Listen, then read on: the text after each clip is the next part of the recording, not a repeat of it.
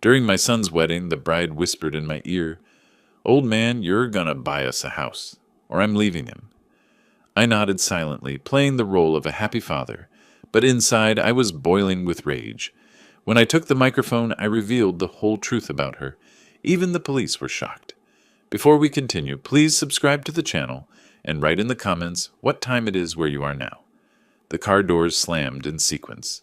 Driver's side first, then passenger. Through my living room window, I watched Wesley gesture as he spoke, hands moving in that animated way he'd had since childhood. The woman beside him paused on the driveway, her eyes traveling up the house facade, calculating something I couldn't name yet.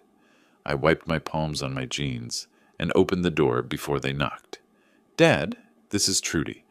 Trudy, my father, Forrest.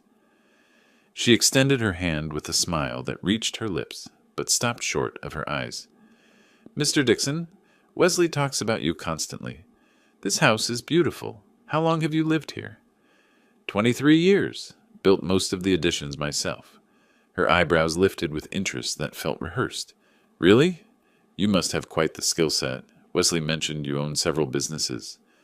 We moved inside. I'd spent the afternoon cleaning, cooking, my mother's pot roast recipe that Wesley loved. Gertrude's heels clicked across the hardwood as she surveyed the living room.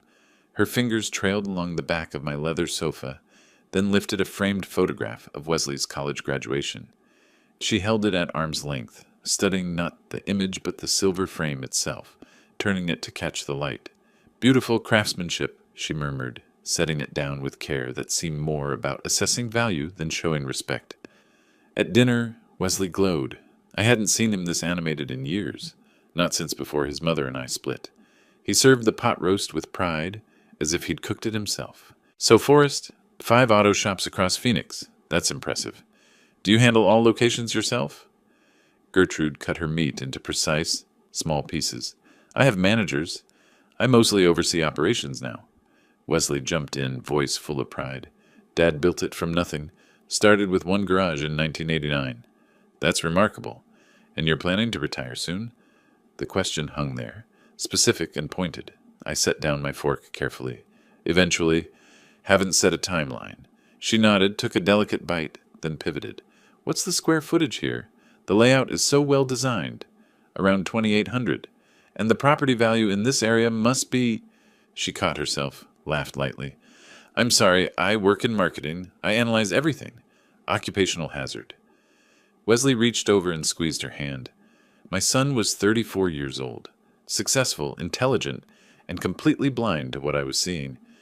I decided to test something.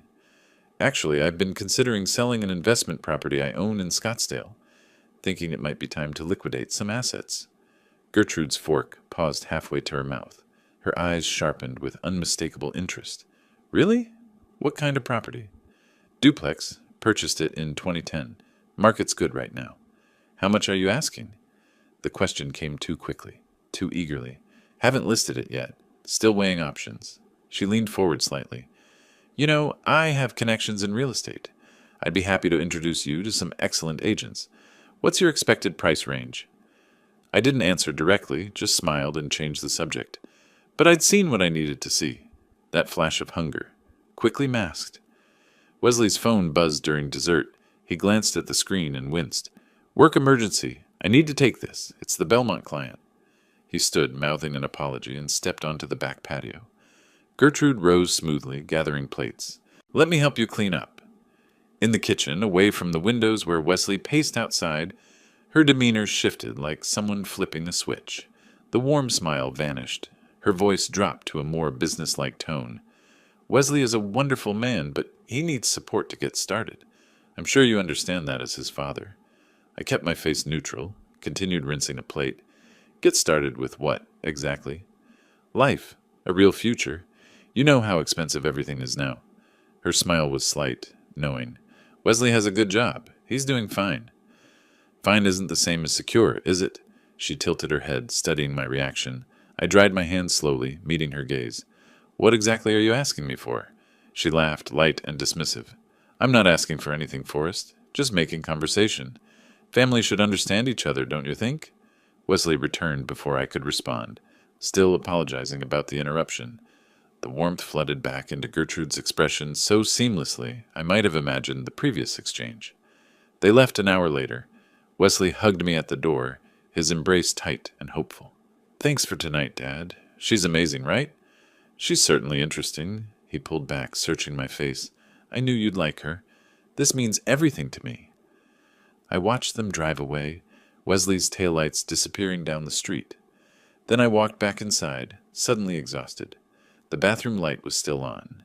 When I went to switch it off, I saw the paper on the counter, a credit card statement folded once. It must have fallen from her purse. I picked it up. The balance jumped out at me immediately. 18,450.73. Back in the living room, I sank onto the sofa, the statement in my hands. My phone buzzed with a text from Wesley. "Thanks again, Dad. I think she's the one." I stared at those words. The one. Then at the number on the paper. $18,000 in debt, asking pointed questions about my assets, making veiled demands for financial support. The house felt different now, heavier. I walked through it slowly, seeing what she'd seen. Not memories, not the scratch on the doorframe where Wesley had measured his height each birthday, not the window I'd replaced after his baseball went through it. Just square footage, property values, assets waiting to be liquidated. I photographed the statement with my phone, the flash illuminating the numbers in harsh detail. Then I sat in the darkness of my living room, the paper still in my hand, and understood that everything had changed.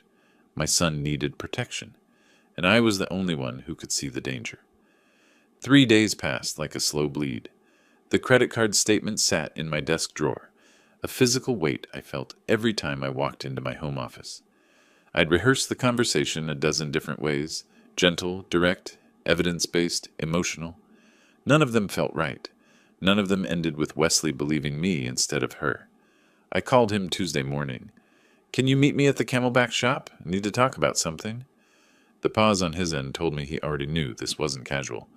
"What about?" "Rather do it in person, around 2? "Fine." The word landed flat, defensive. I arrived early, walking through the bay where Miguel was rotating tires on a Camry. The familiar smell of motor oil and rubber usually centered me. Not today. I kept checking my watch, rehearsing opening lines that sounded weaker each time I repeated them. Wesley's truck pulled in at 2:10. He walked into my office without his usual smile, arms already crossed. "Thanks for coming by the shop. I wanted to talk about Trudy." "What about her?" The challenge was immediate. "You've known her how long? 4 months?" 5. What's your point?" "That's not very long to be discussing marriage." His jaw tightened. "You proposed to Mom after 3 months." The comparison stung because it was accurate. I shifted tactics. I noticed she asked a lot of questions about money, about the business. She's interested in my life. That includes my family. It felt like an assessment, not interest. Wesley's voice rose. "An assessment?" She was being polite.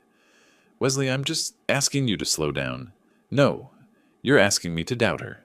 That's different."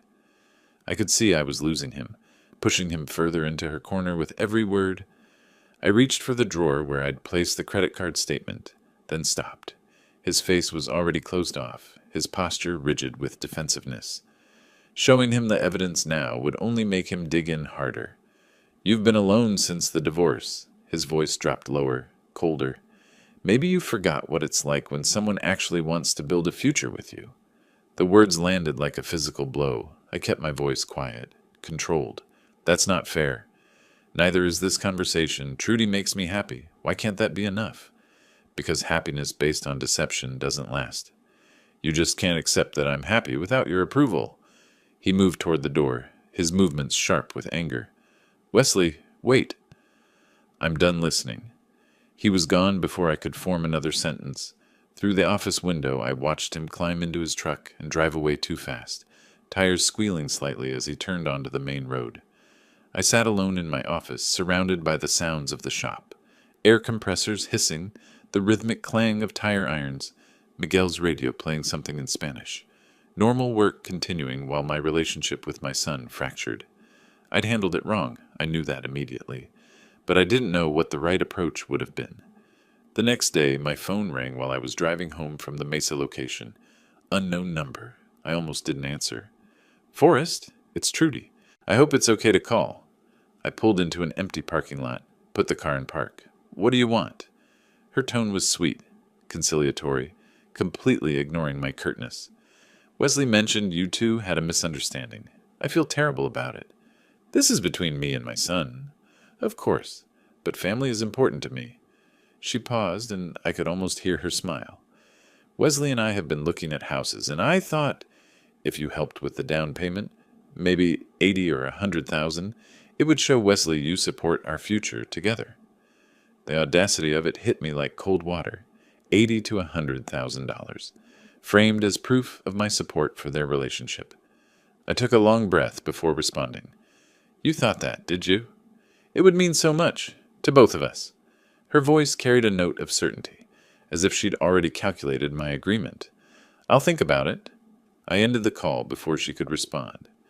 I sat in that parking lot for 20 minutes, watching people come and go from the grocery store across the street. Regular people with regular problems, figuring out what to make for dinner, whether they'd remembered everything on their list. Simple, normal concerns. Mine had just gotten significantly more complicated, but the call had clarified something crucial. This wasn't opportunism. This was strategy. She'd turned the conflict between Wesley and me into leverage for an explicit six-figure demand. That required planning, calculation, experience. I needed to know who I was really dealing with. A business associate had mentioned a private investigator once, Rita Chen, thorough and discreet. I found her number in my contacts and called before I could second-guess the decision. 2 days later, I sat across from her in a coffee shop on 16th Street. Rita was smaller than I'd expected, maybe 45, with gray streaking through her black hair and eyes that missed nothing. She'd brought a leather portfolio and a cup of tea she didn't drink. I'd prepared a folder, printouts of the credit card statement photo, notes from the dinner, the timeline of events. I slid it across the table. I need someone investigated, thoroughly. Who? She didn't open the folder yet, watching my face instead. My son's fiancée. I think she's after money. You think, or you know? I tapped the folder. I know enough to be concerned. I need to know everything. Rita opened it then, her eyes moving quickly across the contents. She lingered on the credit card balance, made a soft sound that might have been recognition or confirmation. This amount of debt, targeting someone with family wealth, it fits a pattern. She looked up. But Mr. Dixon, I need you to understand something. If your instincts are right, what I find might be worse than you think. Are you prepared for that? I pulled out my checkbook, the motion steady and deliberate. Then I need to know everything. My retainer is $3,500. That covers 2 weeks of investigation, background checks, financial history, social media analysis, interviews with people in her life. If I need to go deeper, we'll discuss additional costs. I wrote the check without hesitation, my handwriting clear and controlled. When I handed it to her, my hand didn't shake. Rita tucked it into her portfolio. I'll start tomorrow. Expect my first report within a week. We shook hands. As I walked back to my truck, I felt the weight of the decision settle over me, not heavy with doubt, but solid with certainty. If Wesley wouldn't listen to warnings, I'd gather irrefutable evidence. I'd spent 36 years building a business from nothing, learning to read people, to spot lies and calculate risks. Those skills had made me successful. Now I'd use them to protect my son. Whatever it took. 2 weeks crawled by with the weight of waiting. I checked my phone constantly, scanned emails, listened for the shop office door. Rita finally called on a Thursday afternoon and asked to meet immediately. She arrived with a leather messenger bag that looked heavier than before. When she spread its contents across my desk, photographs, bank statements, credit reports, timeline charts, I understood why. Mr. Dixon, what I found is worse than typical gold digging. I leaned forward in my chair. Show me everything. Rita arranged the documents systematically, her movements precise. 4 credit cards, all maxed. $47,000 in debt. The number hit harder than I expected. How does she survive? She doesn't. She's drowning. And your son is the life raft she's swimming toward. Rita tapped one of the statements. Look at the pattern. Cash advances. Balance transfers. She's been juggling minimum payments for 18 months. I studied the spending history. Restaurants I recognized as expensive. Designer boutiques. That luxury apartment complex I'd driven past. Numbers that didn't match reality. Her rent is $2,400 monthly. Rita continued. I confirmed her income through tax records and employment verification. She makes approximately $4,000 a month. After rent, car payment, insurance, the math doesn't work. It hasn't worked for over a year. Then how? Rita slid photographs across the desk before I finished the question. There's someone else in the picture. I picked up the first image. Gertrude sat across from a man at an outdoor restaurant table, leaning close, both of them studying a document between them. The next photo showed them at a different location. Upscale bar, similar intensity. A third captured them outside a commercial building, the man gesturing emphatically while Gertrude nodded. Who is he? Marcus Trent, 41, commercial real estate broker. They've met 3 times in 2 weeks. I examined their body language carefully. No hand-holding, no intimate touches, but something about their proximity suggested familiarity, conspiracy. Is it romantic? No, it's worse. It's strategic. Look at their posture. They're planning something. My phone rang before I could respond. Wesley's name lit up the screen. I glanced at Rita, then answered, Dad, I have news. His voice carried an excitement I hadn't heard in months. I forced warmth into my tone. I'm listening. We're engaged, officially, wedding in August. The photographs of Gertrude with Marcus Trent stared up at me from the desk. I stood, walked to the window overlooking the shop floor where Miguel was installing brake pads on a Tacoma. Normal work, simple problems with mechanical solutions. That's wonderful, son. Congratulations. I thought you'd be upset. Relief flooded his words. You're my son. Your happiness matters to me. We talked for another minute, wedding venues, guest lists, how thrilled Gertrude was. I congratulated him again, told him I loved him, ended the call with promises to celebrate soon. Rita had reorganized the evidence while I spoke, giving me privacy. When I turned back, she watched me carefully. That changes the timeline, she said quietly. August, 4 months. I returned to the desk, looked at the documents with new urgency. Keep watching. I want to know who Marcus Trent is to her. Over the following week, Gertrude's pressure campaign intensified. Wesley mentioned it carefully during brief phone conversations, how other parents helped their children start marriages, how traditional it was, how meaningful financial support would be. He never demanded, just circled the topic with increasing frequency. Then came the text. Dad, can we talk? No arguments, just talk. I responded immediately. Of course. Name the time and place. Trudy wants to be there. Is that okay? I typed carefully. If that's what you want. She has ideas about the future. Our future. I think you should hear them. I stared at that message for a long moment before replying. I'm listening. The next morning, I drove to Dominic's Steakhouse, the restaurant Wesley had suggested. I parked in the lot, walked the perimeter, checked sightlines through the windows. Then I sat in my truck, pulled the small recording device from my glove box, and tested it. Arizona was a one-party consent state. I could legally record any conversation I participated in. My phone buzzed. Wesley. Tomorrow at noon. Thanks for doing this, Dad.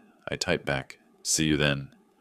I opened the folder Rita had given me, studied the photographs again. Gertrude's face in one, smiling, warm, the mask she wore for Wesley.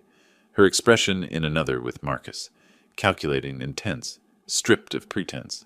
Same woman, different truths. I closed the folder and started the engine. Tomorrow, I'd let her believe she was the one in control.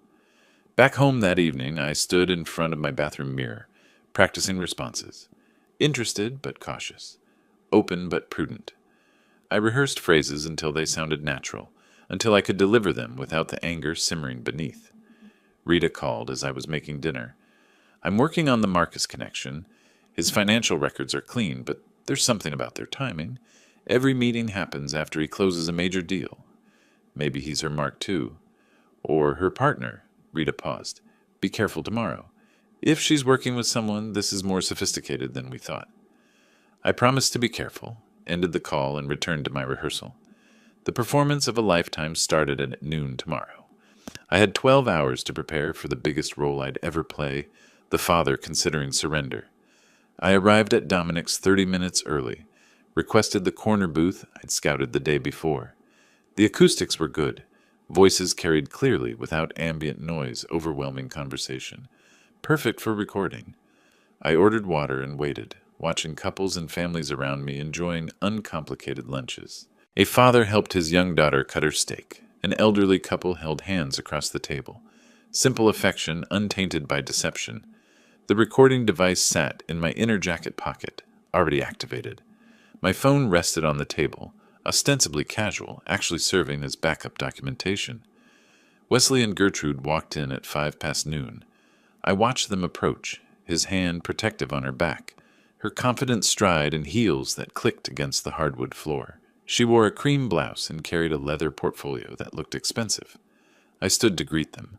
Wesley's handshake was warm, hopeful. Gertrude leaned in for a cheek kiss that I accepted graciously.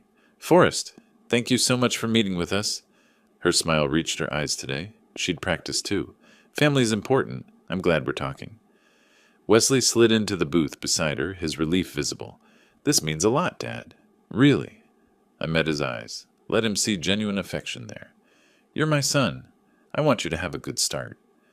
Gertrude seized the opening immediately. "That's exactly what we want to discuss. A strong foundation." We ordered. Small talk about the weather, the restaurant, Wesley's recent promotion at work. Then Gertrude opened her portfolio and the performance began in earnest. She slid papers across the table, property listings printed on high-quality paper, highlighted and annotated. "We've been looking at properties in Scottsdale. Here's what makes sense for our income and future plans." I studied the listings carefully, noting prices, locations, square footage. "These are in the 450 range." "Yes? We'd need about 100,000 for down payment and closing costs." She'd moved past asking to stating facts, testing my reaction. I kept my expression neutral, thoughtful. "That's substantial. What's Wesley putting in?" Wesley shifted slightly. "I have about 15,000 saved." "Which is wonderful," Gertrude interjected smoothly. "But you understand how expensive everything has become." I nodded slowly, picked up another listing, examined the photographs of granite countertops and master suites. "What's your timeline?" "We want to start our marriage in our own home." Gertrude's voice carried conviction. "I've always dreamed of financial stability, the kind I never had growing up." My hand paused mid-reach for my water glass. There it was. Not "we've dreamed," or "Wesley and I want," but I. Singular. Personal. The mask slipping for just a moment. She caught herself immediately. "I mean, we want to build something lasting. For our children someday." Wesley added earnestly, "A real foundation, Dad, like you gave me." I let the moment settle, then leaned back thoughtfully. "This is a big decision. I need to think about the numbers. Consult my financial advisor." "Of course. We're not asking for an immediate answer." Gertrude's relief was visible. She'd interpreted my stall as progress. "How soon do you need to know?" Wesley glanced at Gertrude before answering. "We're looking at August for the wedding. Ideally, we'd move into a house shortly after." "That gives us time. Let me review everything properly." I gathered the papers she'd provided, tapped them into alignment. "Maybe we can look at some specific properties together in a few weeks." The hope that lit Wesley's face made my chest tighten. He was so desperate for this to work, for his father and fiancée to find common ground. He had no idea I was documenting every word, building a case to destroy the woman sitting beside him. Gertrude produced more materials, furniture estimates, vehicle options because her current car was unreliable, even paint swatches for potential homes. The level of preparation was impressive and disturbing. She'd planned this meticulously, anticipated every question, prepared every answer. We finished lunch with promises to talk soon. Wesley hugged me in the parking lot, holding on longer than usual. "Thanks for listening, Dad, for really listening." I squeezed his shoulder. "I always listen to you." They drove away together. I stood beside my truck until their car disappeared, then climbed in and drove directly to Marcus Bailey's office. Bailey was a lean man in his 50s with sharp eyes and sharper instincts. We'd met years ago through business connections. He'd handled some contract disputes for my shops.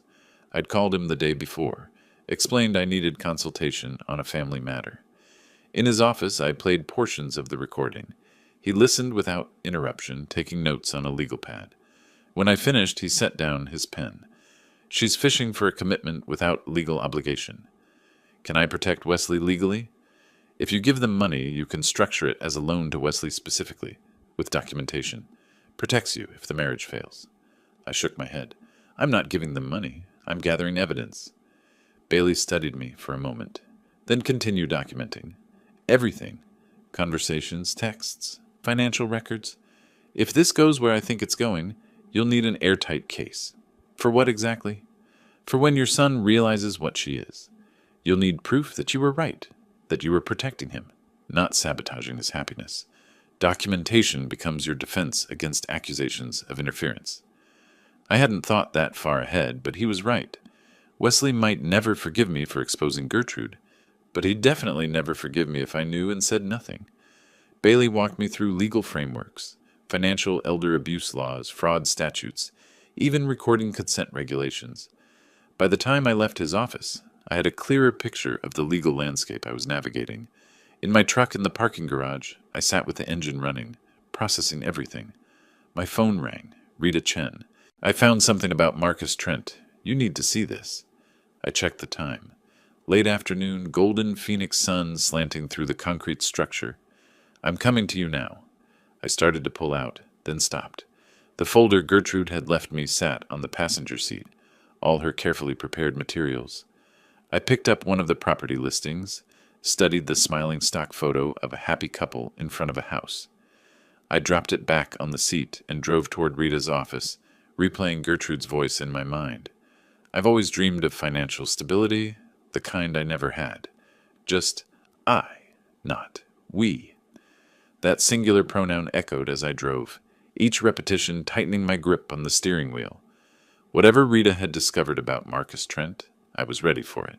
Each piece of evidence was another step toward protecting Wesley, whether he wanted protection or not. Rita's latest report sat open on my desk.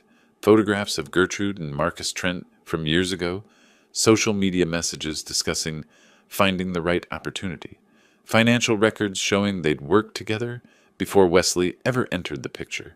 The connection was undeniable now, not just manipulation, a practiced operation. My phone rang. Wesley's name lit the screen. 3 weeks, Dad. 3 weeks, and you haven't given us an answer. I set down my coffee carefully. His voice carried an edge I hadn't heard since our last fight. These decisions take time. I'm being responsible. Responsible? Or controlling? Trudy thinks you're sabotaging us.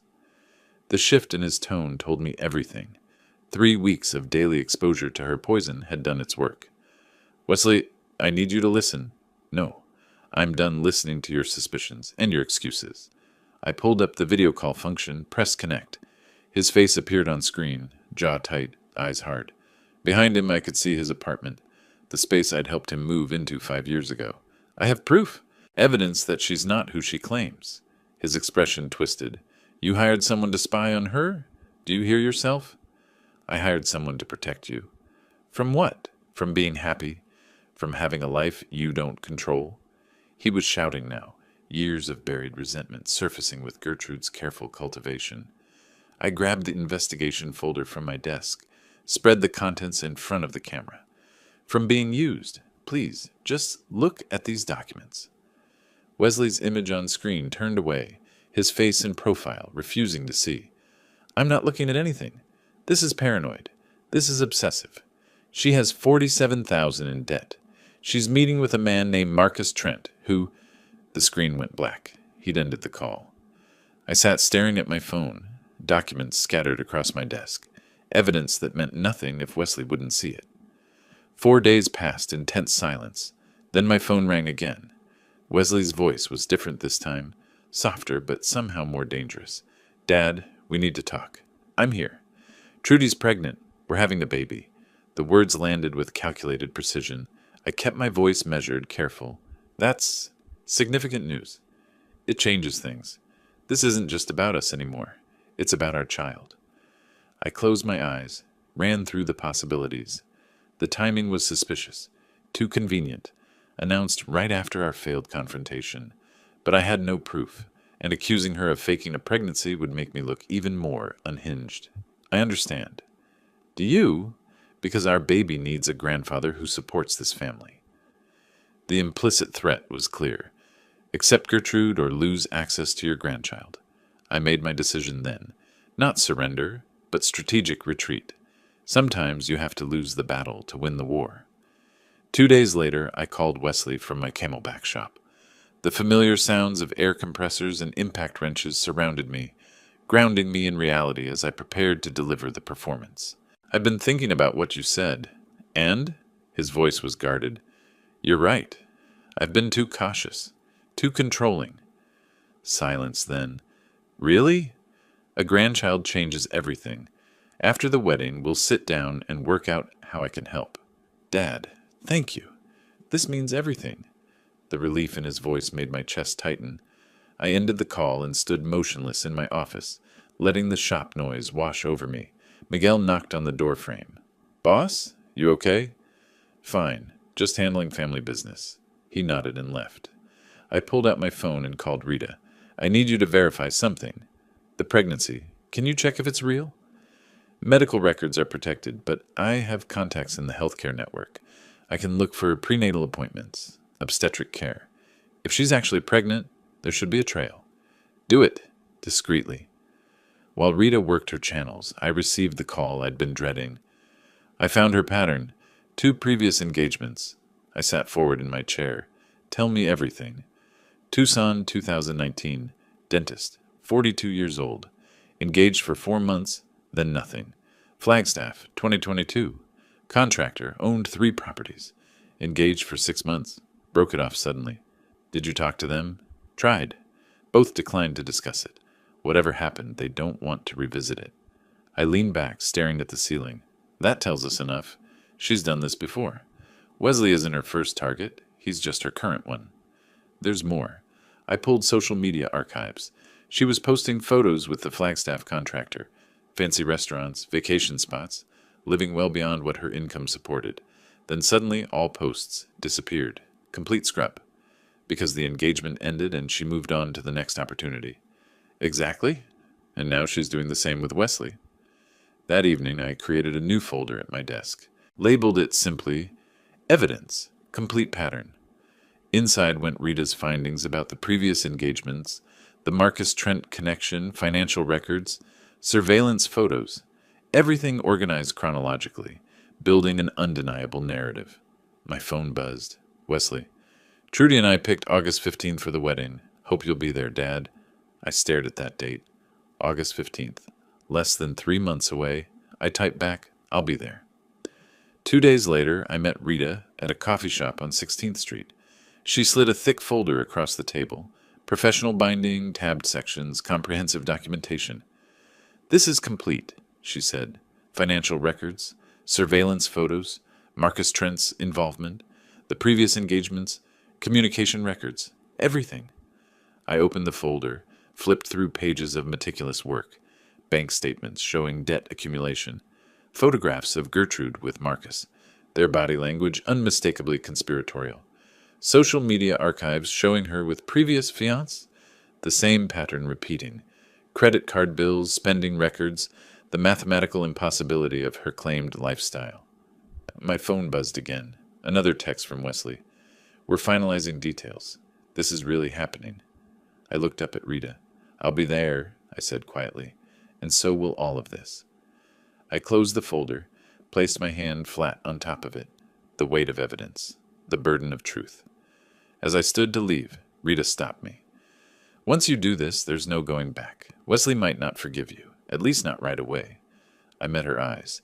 "If I don't do this, I'll lose him permanently, just to someone else." I picked up the folder and walked out into the Phoenix afternoon heat. The evidence felt heavy in my hands, but my stride was purposeful and steady.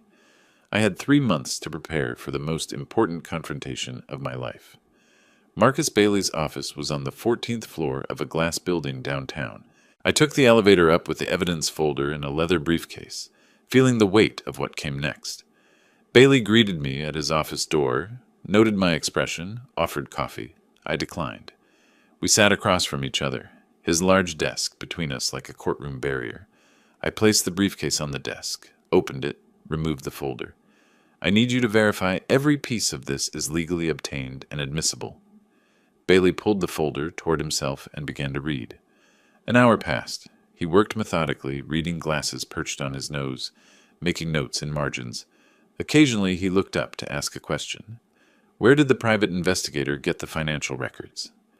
Legitimate databases licensed investigators can access. Public records. And the surveillance photographs? Public spaces, restaurants, outdoor locations. No trespassing, no privacy violations. Bailey nodded, continued reading. The recordings? I was present in all conversations recorded.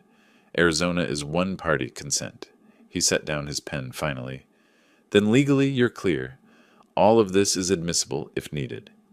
I plan to present this at the wedding, during toasts. Bailey removed his glasses, studied me carefully. That's nuclear. You understand the consequences. Wesley won't listen any other way. He needs to see it publicly with witnesses so she can't spin it later. He'll be humiliated. He'll be humiliated for a day. If I don't do this, he'll be exploited for years. Bailey leaned back in his chair. I'll document our consultation. When this unfolds, you may need proof you acted on legal advice.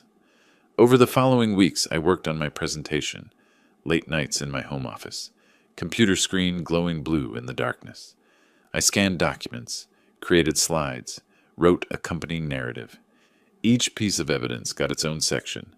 Financial deception, Marcus Trent connection, previous pattern, the fake pregnancy. Rita called in mid-July with confirmation about the last point. The pregnancy is definitely fake. No appointments, no prenatal care, nothing. Can you document that? I have a report from my source at the medical network. No records under her name or social. Perfect. That's the last piece.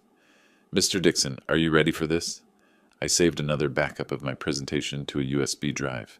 I don't have a choice. If I'm not ready, I do it anyway. Through Bailey's office, I requested a complete credit report on Gertrude. When it arrived 3 weeks later, I picked it up from his office and sat in my truck in the parking garage, reading through it page by page. The full scope was worse than I'd known. Not just 4 credit cards, but personal loans, medical debt and collections, a defaulted car loan. Total debt, $54,000. Recent inquiries showed she'd been applying for new credit, presumably to fund wedding expenses. I photographed every page with my phone. Another backup layer. Late July, Wesley called with news that shouldn't have surprised me. Dad, I need to talk about the wedding. Problems? Costs went higher than expected. The venue, the catering, we're about $12,000 over budget. I stood at my kitchen window, looking out at the desert landscape. I'll cover it. Really? Just like that? You're my son. This is your wedding. Send me the details, and I'll write a check. Thank you, Dad. This means we're okay, right? We'll always be okay, no matter what. I wrote the check that evening, pausing with pen hovering over the amount line. $12,000. Not the money that hurt, what it represented. I wrote clearly, tore the check from the book, slid it into an envelope for Wesley. Investment in justice. Throughout June and July, Wesley made attempts to rebuild our relationship. Dinner invitations, casual visits to the shop. I accepted some, declined others. Maintained careful emotional distance, warm enough not to raise suspicion, detached enough to protect myself from the coming storm. One dinner in mid-July, we sat at a casual Mexican place we'd gone to since he was a teenager.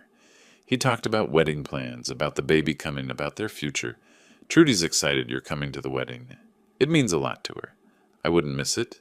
I know things were tense for a while. I'm glad we got past it. I nodded, sipped my water. We're family, Wesley. That doesn't change. Wait until you meet your grandkid. Everything will make sense then. I looked at my son, 34 years old, intelligent, successful, and completely blind to what was happening. I'm sure it will. The night before the wedding, I sat in my home office. Everything prepared. Presentation loaded on laptop, USB backup in jacket pocket, printed documents in briefcase, 3 copies of everything, multiple backup systems. My phone showed a message from Wesley.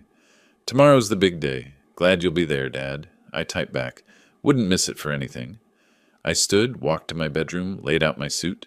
Dark gray, conservative, authoritative. The outfit of a man about to deliver justice. Before getting into bed, I opened my nightstand drawer and looked at a photograph.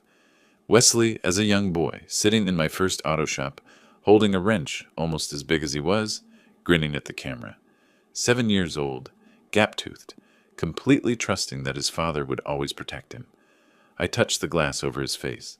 "I'm sorry it has to be this way," I whispered to the image, "but I'm your father. Protecting you is what I do." I closed the drawer, the photo returning to darkness. My alarm was set for 6 a.m. The wedding started at 3 p.m. I had 9 hours to prepare for the moment that would either save my son or destroy our relationship forever. I lay in bed, eyes open in the darkness, rehearsing tomorrow's moment, taking the microphone during toasts, facing the crowd, Wesley's face when he realized, Gertrude's expression when her operation collapsed publicly. My heart beat steadily, each pulse counting down to revelation. Tomorrow, everything would change. I stood in the hotel parking lot, looking up at the venue entrance. Morning sun blazed bright in the Arizona sky. Music drifted from the ceremony area. Guests arriving, excitement building in the air. I touched my jacket pocket. USB drive present. My briefcase felt heavier than physics allowed. My phone buzzed. "Bailey, I'm here, back right section, ready when you are." I took a breath, straightened my tie, and walked toward the entrance. The ceremony was beautiful. I had to admit that. Outdoor setting, flower arrangements in cream and gold, string quartet playing something classical. Wesley stood at the altar in his tuxedo, face glowing with happiness I hadn't seen in years. Gertrude walked down the aisle, picture-perfect bride in a dress that probably cost $8,000 she didn't have. Guests turned to watch, phones out capturing the moment. I sat in the third row, face neutral, hands resting on my knees. My fingers pressed together tightly enough that my knuckles whitened. Slightly, the officiant conducted the ceremony. Vows exchanged, rings presented, then a detail I'd been counting on. "We'll complete the legal paperwork Monday at the courthouse," the officiant mentioned. The marriage wasn't legally binding yet, just a ceremony, not a contract, not yet. After, guests moved to the covered patio for cocktails. I positioned myself near the bar, briefcase at my feet. The AV technician I'd spoken with weeks ago gave me a subtle nod. The connection was ready. My presentation loaded on the reception hall's large screen. I waited, nursing sparkling water, watching Gertrude work the crowd. She was good, accepting congratulations, posing for photos, playing the radiant bride perfectly. Then she approached me, still smiling, gracious for the cameras. She leaned close, whispered so only I could hear. "Old man, you'll buy us a house within a month of today." I stood motionless, listening. "Otherwise, I walk away, and you'll only see your son through a courtroom when I sue for child support." She straightened, her voice rising to pleasant public volume. "Thanks for being here today. It means everything." I took a slow sip of my water, set it down carefully. "You're welcome." She walked away satisfied, back to her admirers. I remained at the bar until she disappeared into the crowd, then allowed my jaw to tighten for just a moment. She'd just confirmed everything. Guests moved into the reception hall. Dinner was served. I barely tasted mine. Toast time approached with the inevitability of sunrise. The best man went first. Funny stories about Wesley, traditional wishes for happiness. Laughter rippled through the room. The maid of honor followed, voice thick with emotion, talking about how perfect they were together. Then the officiant took the microphone. "And now, the father of the groom, Forrest Dixon." I stood, buttoned my suit jacket, deliberate preparation, took the microphone. The room applauded politely. Wesley looked at me with pride, expectation. I began with tradition. "Wesley has been the greatest joy of my life. Watching him grow from a boy who could barely hold a wrench to the man standing here today, there's no greater privilege than being his father." The room responded warmly. Guests smiled. I saw Wesley's eyes getting wet, which is why what I'm about to do is the hardest thing I've ever done. The warmth shifted. Confused murmurs. I paused, took a breath, gave weight to what came next. Then I pressed the remote in my pocket. The screen behind me lit up. But as a father, I cannot allow this marriage to begin with a lie. Silence crashed over the room like a physical force. Gertrude Whitmore is not who she claims to be. She's not marrying my son for love. She's executing a plan. Gertrude stood, face transforming from shock to fury. "What are you talking about? This is crazy." I clicked the remote. The first slide appeared, credit card statements, balances highlighted in red. $54,000 in debt across 6 accounts. Monthly rent she cannot afford on her actual income. I clicked again. Photographs of Gertrude with Marcus Trent filled the screen. Restaurant meetings, intense conversations, their body language unmistakably conspiratorial. Regular meetings with Marcus Trent, a man she's known for years, planning sessions for what she calls advantageous relationships. Another click, audio waveform, appeared. I pressed play. Gertrude's voice filled the room. "Old man, you'll buy us a house within a month of today. Otherwise, I walk away, and you'll only see your son through a courtroom when I sue for child support." The recording was from 20 minutes ago. I'd had my phone in my pocket during cocktail hour. Gasps rippled through the crowd. Some guests stood. Others sat frozen. Next slide, medical documentation. And the pregnancy she announced to secure my cooperation? It doesn't exist. No medical appointments, no prenatal care, no pregnancy. Gertrude's voice rose, shrill now. "You had no right. This is invasion of privacy." I continued calmly, methodically. Everything here was obtained legally. Private investigator, licensed and bonded. Arizona is a one-party consent state for recordings. Final slides. Records of 2 previous broken engagements to wealthy men. Social media archives showing the same pattern, repeating. Wesley finally found his voice, standing slowly. "Dad, what? What is this?" I looked directly at my son. "This is me protecting you. This is me being your father." Gertrude turned to Wesley, desperation replacing calculation. "Don't listen to him. He's trying to destroy us." But Wesley was staring at the screen, evidence still displayed in sharp clarity. His face had gone pale. The reception hall descended into chaos. Some guests were leaving, others clustering in groups, whispering, a few filming on phones. I set down the microphone carefully, reached for my briefcase. Gertrude's voice cut through the noise. "I'm calling the police. This is harassment. This is illegal stalking." She had her phone out, dialing frantically. I looked across the room at Bailey. He gave a slight nod. I remained standing at the head table, waiting. Through the windows in the distance, red and blue lights flashed against the afternoon sky. The consequences were arriving. In that moment before the police entered, Wesley looked up at me. Our eyes met across the chaos. His face showed betrayal, confusion, hurt, but underneath, something else beginning. Dawning comprehension. He looked from me to Gertrude, who was shouting into her phone, makeup smeared by angry tears, then back to me, standing quiet and steady amid the storm. Wesley opened his mouth as if to speak. Then the first police officer walked through the door. The patrol car pulled into the venue's circular drive, lights flashing but silent. 2 officers emerged, a younger man and a more experienced woman. Inside, they could hear raised voices before entering. Bailey reached me just as they walked through the entrance. I straightened slightly, waited. The officers took in the scene. Disrupted wedding reception, agitated bride, stunned remaining guests, one man standing calmly with a briefcase. The female officer approached Gertrude first. Gertrude immediately began pointing at me, words tumbling out. Illegal surveillance, stalking, harassment, invasion of privacy. The younger officer approached me. "Sir, what's your name?" "Forrest Dixon. This is my attorney, Marcus Bailey. Can you tell me what happened here?" I presented evidence of fraud at my son's wedding. The bride has been deceiving my family to obtain money. Bailey stepped forward slightly. "Everything was obtained legally. We have full documentation." The officer glanced at his partner, who was still listening to Gertrude's rapid-fire accusations. "We're going to need to see that documentation."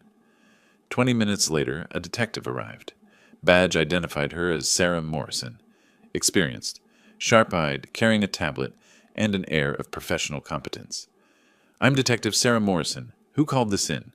Gertrude's voice carried across the room. "I did. He's been stalking me, spying on me. This is harassment." Morrison's gaze swept the scene calmly. "Ma'am, I'll take your statement." "Sir," she looked at me, "you're the father of the groom?" "Yes, and I have evidence of attempted fraud." "Let's start from the beginning.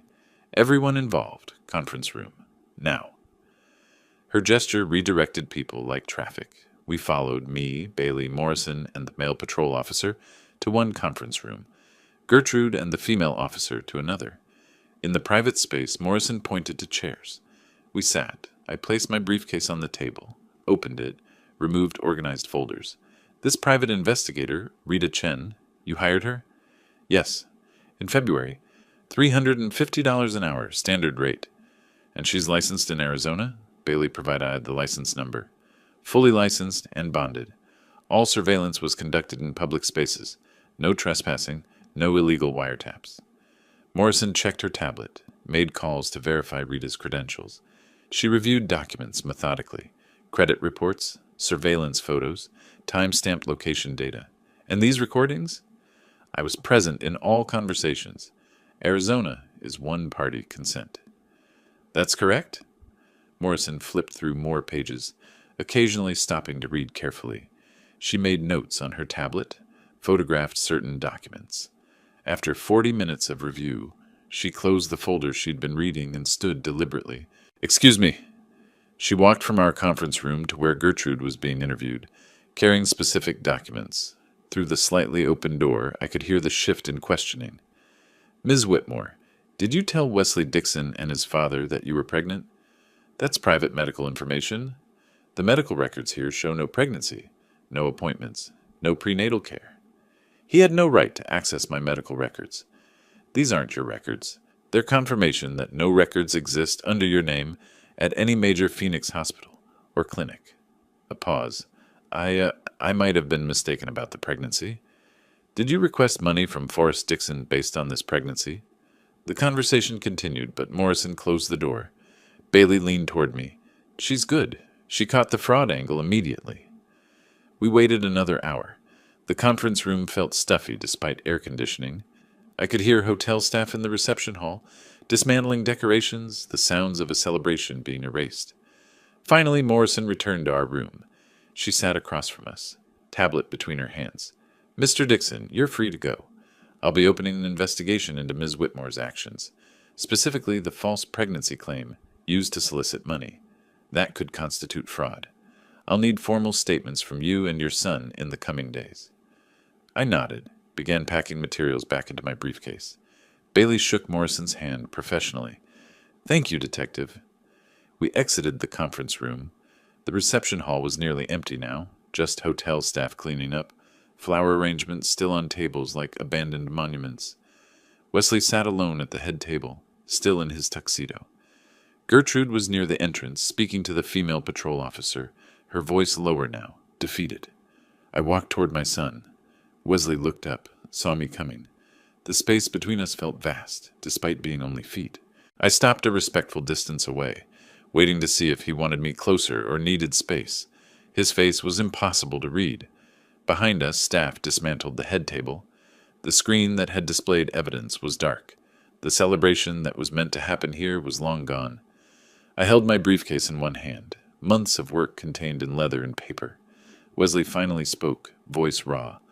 I need time to think, to understand all of this. Take all the time you need. I'll be here when you're ready. He stood slowly, removed his boutonniere, set it on the table.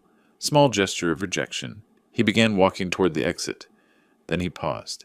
Without turning around, he said quietly, Thank you. For, I don't know, for something. Then he was gone, leaving me standing in the ruins of a wedding that never was. Across the room, Gertrude's voice rose again briefly. This isn't over. I'll sue. The officer with her said something I couldn't hear. Gertrude's voice cut off. I stood there a moment longer, briefcase in hand, surrounded by the aftermath. Then I walked out into the Phoenix evening, where the temperature was finally dropping below 100 degrees, and drove home through streets I'd known for 36 years, to a house that felt different now, lighter somehow, despite everything. 2 days after the wedding disaster, my phone rang. Bailey's voice carried professional satisfaction. Gertrude tried to find an attorney to sue you for defamation and emotional distress. She contacted 7 firms. Every single one declined after reviewing your evidence. I stood at my kitchen window, morning coffee cooling on the counter. What did they tell her? Most were diplomatic. One was apparently direct, told her she should be worried about criminal charges, not filing civil suits. And Marcus Trent? Public statement claiming minimal contact. He's distancing himself fast. I walked to my home office, looked out at my property, the physical manifestation of what I'd built through decades of honest work. The contrast between earned success and attempted theft felt stark. "Rats leaving a sinking ship," I said. Over the following days, Gertrude's financial house of cards collapsed entirely. Bailey kept me updated, credit card companies filing collection suits, landlord beginning eviction proceedings. By August 20th, her apartment was going, her credit destroyed, her social circle evaporated. The wedding footage had gone viral. Guests had filmed and shared everything. Her reputation was ash. August 22nd, I was under a car at the shop when my phone rang. I rolled out, wiped grease from my hands, answered, "Mr. Dixon, I wanted to update you. We found a previous victim." Detective Morrison's voice was steady, professional. "Previous victim?" "The dentist from Tucson, 2019. Same pattern. Fake pregnancy, financial demands. He paid her $15,000 to go away quietly." I stood in the garage bay, tool in hand. "He'll testify?" "He's providing a formal statement. Fraud charges are looking very likely now." That evening I sat in my living room reviewing everything that had happened. 6 months from first meeting Gertrude to this moment. 6 months of investigation, strategy, patience. My doorbell rang unexpectedly. Wesley stood on my doorstep holding a 6-pack of beer and wearing old work clothes. His face looked drawn, exhausted. "Can I come in?" I stepped aside. "Always." He set the beer on the kitchen counter, an offering, a peace gesture. "I don't want to talk about it yet. Can I help at the shop, like I used to? I've got a transmission that needs work. Could use another pair of hands." His nod was small, grateful. "Thanks, Dad." The next 2 days we worked together. Changed oil, rotated tires, diagnosed engine problems. The familiar environment, the mechanical problems with clear solutions, the routine, it helped him process. We didn't force conversation, just worked. Handed tools, discussed technical issues, fell into old rhythms. During a break on the second day, sitting on upturned buckets in the shop bay, Wesley spoke. "Hand me the 3/4 socket." I passed the tool. Several minutes of silence, just work sounds, impact wrench, air compressor, radio playing softly. I saw all the signs, I just didn't want to believe them. I didn't stop working. Sometimes we see what we want to see. "You saw the truth? I had distance, you had feelings. Those are different lenses." More silence. Wesley tightened something under the hood, emerged with grease on his forearms. "I'm embarrassed. Everyone saw me being played. Everyone saw you being a good man who trusted someone. That's not shameful." "It feels shameful." I set down my wrench, looked at him directly. "In 1995, I partnered with a guy who stole $40,000 from the business. I trusted him completely. Felt like an idiot for months." Wesley looked up, surprised. "You never told me that." "Because I learned something. Trust isn't stupidity. Betraying trust is the crime, not offering it." He absorbed that, nodded slowly, returned to work. By the end of the second day, something had shifted. Not fixed. Healing isn't that fast, but beginning to mend. As we locked up the shop that evening, the sun setting and casting long shadows across the parking lot, Wesley turned to me. "Dad, can we talk? Really talk?" "My place. I'll make dinner." We drove separately to my house. Inside, while I prepared food, nothing fancy, just pasta and salad, Wesley sat at the kitchen table. The same table where this all started months ago when he first brought Gertrude to meet me. The circular nature wasn't lost on either of us. I set 2 plates down, sat across from my son. He looked up, opened his mouth to speak. My phone buzzed. "Text from Morrison. Formal charges being filed tomorrow. Thought you'd want to know." I showed Wesley the message. He read it, nodded slowly. "Good," he said quietly. Then he looked at me. "But that's not what I want to talk about. I need to say." He stopped, collected himself. The conversation we'd both been avoiding and needing was finally beginning. Wesley pushed my phone back across the table. "Good," he repeated. "She should face consequences." He took a breath. "But Dad, I need to say some things. About you. About me. About what happened." I set my fork down, gave him full attention. Neither of us was really hungry, but the ritual of sharing a meal created safety for difficult conversation. Thank you for not giving up on me, even when I was being stubborn. You're my son. Giving up was never an option. I ignored so many signs. I wanted to believe her so badly that I didn't let myself see the truth. That's human. It's not a failure. His hands were clasped tightly in front of him, visible tension. How did you stay so calm when I was calling you paranoid, dismissing everything you said? I wasn't always calm, but I knew if I reacted emotionally, you'd dig in deeper, so I focused on getting evidence you couldn't dismiss. We talked for 2 hours. Wesley expressed everything he'd been processing: gratitude, humiliation, recognition. As the conversation progressed, his posture gradually relaxed. By the end, he was leaning back in his chair, shoulders no longer hunched. The next morning, Bailey called. Formal charges filed this morning. Attempted fraud, Class 4 felony. Filing false reports, Class 6. I was at my shop office, taking notes methodically. What's the timeline? Arraignment in 2 weeks. Trial probably won't be scheduled until next year. Will they need Wesley to testify?